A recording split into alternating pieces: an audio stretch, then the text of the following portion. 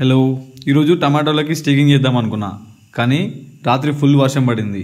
టైంకి నేను ఆలోచించి ఏం చేశానంటే, ట్రాక్టర్ వెళ్ళలేని చోట, మనం పైప్ వేసే నీళ్ళు తడపలేని చోట గడ్డి మొలిసి ఉంటుంది, దాన్ని తీయడానికి వీలవ్వదు. కానీ వర్షం పడిన తెల్లారి మనం ఆ పని చేయొచ్చు.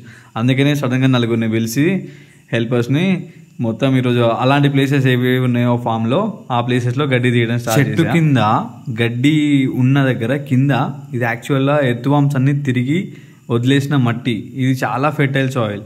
ఇలా మల్చింగ్ ఉంటే అంత మంచిగా పెరుగుతుంది. ఇది మొత్తం తీసేసినాక అయినా ఇలా క్లీన్ చేసేసుకున్నాం మొత్తం టైంకి.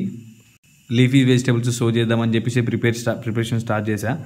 అది ప్రిపేర్ చేశాను మొత్తం సేమ్ రెగ్యులర్ బెడ్స్ లాగా మొత్తం పొక్కిల్ చేసేసి రైస్డ్ బెడ్ని మళ్ళీ దాన్ని లెవెల్ చేసేసి ఉన్న గడ్డి ఏవైనా ఉంటే దాన్ని కూడా మొత్తం తీసేసుకొని మెంతులు ఇంకా ఎర్రతోట కూడా సో చేశాను బెడ్ పైన.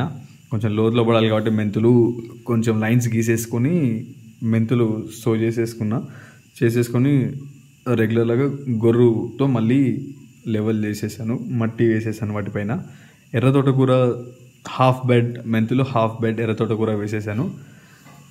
ఎందుకంటే హార్వెస్ట్ చేసినప్పుడు అవి ఇవి కొన్ని కట్ రావాలని చెప్పేసి రెగ్యులర్ మన వేస్ట్ డీకంపోజర్ని కలిపేసుకున్నాను.